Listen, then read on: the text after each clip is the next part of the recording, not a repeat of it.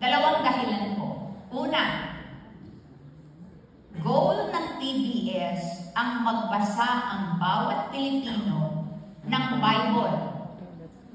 Goal ng PBS po, lahat tayong Pilipino magbasa ng salita ng Diyos. Pero kung mahirap basahin, hindi sila magbabasa. Kung mahirap basahin, hindi po sila magbabasa.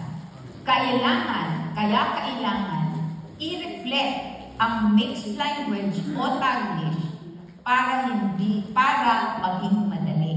Kung anong ginagamit sa spoken language, yun po ang ginawa namin. Naka-reflect yan sa written language. Kasi madali ang gamit ng wika kung ganito ang susundin na principle, no? So, yan ang unang rason para maging madali. Dahil gusto ng Bible Society ang lahat ng Pilipino magbasa ng Biblia. Pangalawa, wala pang existing translation. Bago magkaroon ng Pinoy Bible, wala pa pong translation na gumagamit ng mixed language. So, walang translation na gumagamit ng shifting. I call it shifting po. Tagalog, English, Tagalog, English. Kaya, i-bridge ng Pinoy Bible ang gap na iyan. Okay. Totoo po yan. Kaya, i-bridge ng Pinoy Bible. Kasi ang gusto natin, pag nagbasa tayo ng Biblia, meron tayong nababasa. Sabi nila, spoken language lang daw ang Pinoy. Hindi naman kailangan ganyan lang. Kasi lagi natin gusto. Meron kang nababasa, sinusulatan pa natin ang ating mga Biblia. Importante na meron tayong hard copy. Kaya yan po ang pangalawang dahilan. Ang Pinoy Bible ang pinakaunang translation na pinapakita niya ang shifting ng Tagalog at English para mapadali ang pag-intindi ng salita ng Diyos. Next question. Magaling na translation ba ang Pinoy Bible?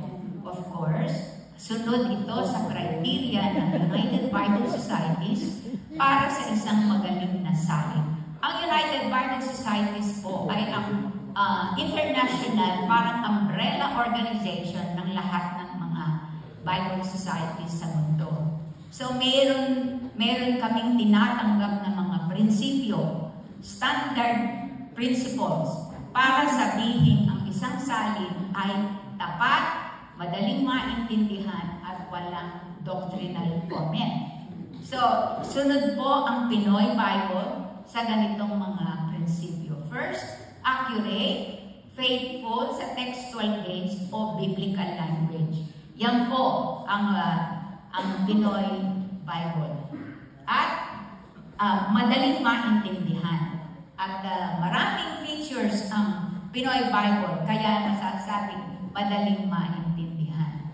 At walang doctrinal bias. Ang doctrinal bias po, makikita sa ibang mga salin na pagkat isasalin nila, pero may idinadagdag silang doktrina na importante sa kanilang theology. Meron pong mga salin na ganyan, mag-iingat tayo. Pero ang Bible Society po, basta nagsalin ang United Bible Societies at ang PBS, under siya ng UBS, walang doctrinal bias. Kung ano sinasabi ng Grego, yan ang sasabihin. Kung ano sinasabi ng Hebrew, yan ang sasabihin. Sino ang nanguna para simulan ang Pinoy Bible? Alam nyo, nung una, akala ko, siyempre nag-a-analyze po kami, sabi ko sa inyo, ang mahabang panahon, nag-analyze, nag-test, at nag-research kami. Nung una, akala ko, Philippine Bible Society ang nagsimula. Pero mali pala ako. Okay. Tayong mga Pilipino mismo ang nagsimulang magsalita ng ganito Taglish. Tayo po. Hindi walang isang institution na nagsimula. Tayong mga Pilipino, paano kung alam? Kasi